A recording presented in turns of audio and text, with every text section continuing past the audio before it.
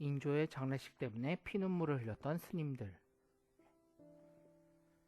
조선시대 강제징용에 있어 수도권 백성들 못지않게 자주 애용했던 게 스님들이었다. 조자룡 헝칼 쓰듯이 만만한 게 승병이라는 스님 일꾼이었다. 가령 궁궐에 수리할 게 있다거나 성벽을 쌓을 게 있다거나 가장 쉽게 쓸 수 있는 일꾼이 바로 스님들이었던 것이다. 이와 관련된 에피소드는 이렇다. 인조는 1649년 5월 제위 27년 만에 죽었다.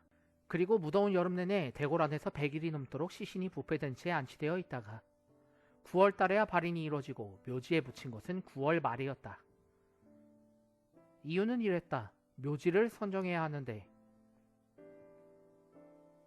관료들은 풍수지리를 두고 일대 난상 토론을 벌였던 것이다. 이 산은 이래서 괜찮고 저 산은 이래서 안 되고, 이 과정에서 잘못된 견해를 피력했다가 파직을 당하고 귀양을 당하는 신하들도 여럿 있었다. 거의 날마다 묘지에 대한 토론이 벌어져 결국 두어 달간의 논란 끝에 어렵사리 묘자리를 정하게 된다. 그 사이 권례 시신이 안치된 곳에 하루도 빠짐없이 참배가 이루어지고 제사가 거듭되었으니 효종은 도중에 몸져 눕기까지 한다. 그 기간 동안 국사가 정상적으로 집행되었을 리 만무했다. 제사 기간 중 왕의 복식이 이래야 한다는 논쟁, 장례식의 절차에 대한 다툼 등등 이런 문제로만 온종일 떠들 뿐이었다. 그러다가 결국엔 묘자리를 정했으니 이번에는 묘지를 조성하는 일이 남았다.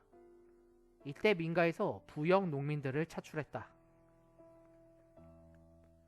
하지만 일이 어찌나 힘이 들던지 일꾼들이 도망치는 사례가 빈번했다. 이것이 문제가 되자 승군을 1,000명 동원하게 된다. 역시 이럴 때 가장 만만했던 게 스님들이었던 것이다. 하지만 이렇게 소집된 승군들도 불만이어서 막사를 불태우고 도망가버리는 턱에 결국 늙은 중들만 남고 말았다. 이 사실이 조정에 전해지자 신료들은 노발대발하기 시작했다. 신하 1. 감히 중대가리 주제에. 신하 2. 전하, 도망간 승군들을 모두 붙잡아서 엄히 다루소서. 하지만 불쌍하다고 옹호하던 신하도 있었으니 이미 승군들은 추위와 괴로움으로 지쳤습니다. 다시 돌아오라고 타일렀으니 며칠만 두고 보심이. 하지만 현종은 단호했다. 앞장서서 선동한 자들을 색출해서 엄중히 다스리도록 하라. 왕의 장례식, 살기 위해 눈물을 흘렸던 조선의 공무원들. 왕의 죽음에 온 백성이 고글하고 슬퍼하였다는 것은 한양 사대부들의 임무였다. 우째 어디서 많이 보던 광경이다. 전국 각지의 모든 수령들이 올라와 대궐 앞에서 고글하는 것도 정해진 규정이었다. 이때 궐문 밖에서 관원들이 나와서 일일이 출석을 체크했다.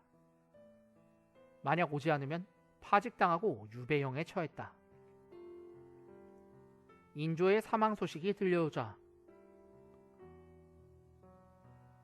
당시에도 전국의 수령들이 한양으로 올라와 우는 신용을 했는데, 이때 한 예조의 관원 윤지민은 지방의 수령이던 이기발이 상경하지 않았다고 불참자 명단에 이름을 기재하고 보고를 올렸다. 그런데 이기발은 당시 상경에서 고글을 올렸다. 그걸 미처 알아보지 못하고 보고를 올렸던 것이다. 마침 이기발이 올라온 것을 알고 있던 대신의 증언 때문에 이기발은 형벌을 모면하게 됐지만 대신 잘못 기재한 윤지미가 파직을 당하게 된다. 그깟 장례식이 뭐라고 지방의 바쁜 수령들을 강제로 올라오게 해서 일일이 출석 체크까지 하는 건지.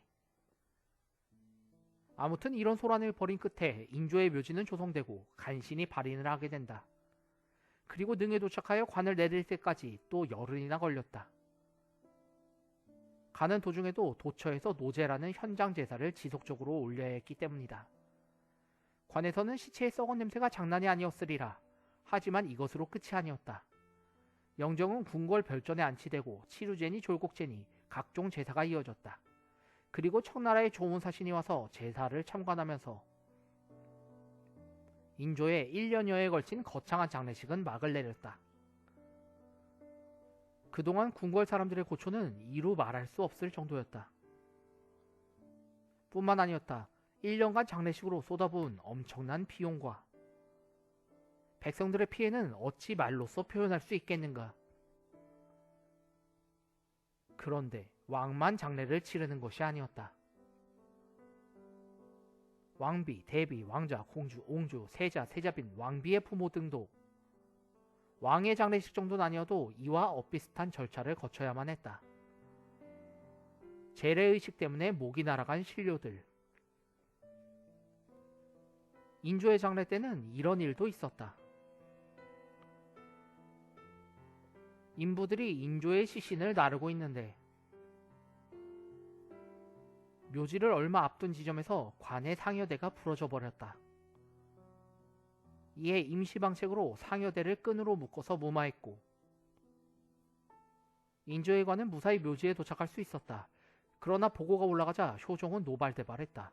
효종, 당장 제대로 관리를 못한 감독관을 하옥시켜라. 여기에 국정도감의 책임자 등 관련자들도 줄줄이 하옥시켰다. 하지만 이런 내용들은 극히 일부 사례에 지나지 않는다. 그런데 인조의 장례식이 치러지던 1649년의 상황을 생각해보자. 당시는 두 차례 호란으로 인해 백성들은 늘 공쿵하고 양반들조차 먹을 게 없던 실정이었다. 오죽했으면 임금도 쌀이 부족해서 보리밥을 먹기까지 하던 때였다. 그런데도 장례식은 길을 쓰고 중국 문헌에 나온 대로 지킬 것 다 지키고 없는 돈 있는 돈 쥐어짜서 호화롭게 행했던 것이다. 하지만 그런 절차를 간소화해야 된다고 감히 주장할 사람들은 아무도 없었다. 임금은 선왕의 제사를 두고 신료들의 충성심을 테스트하기도 했으니 말이다.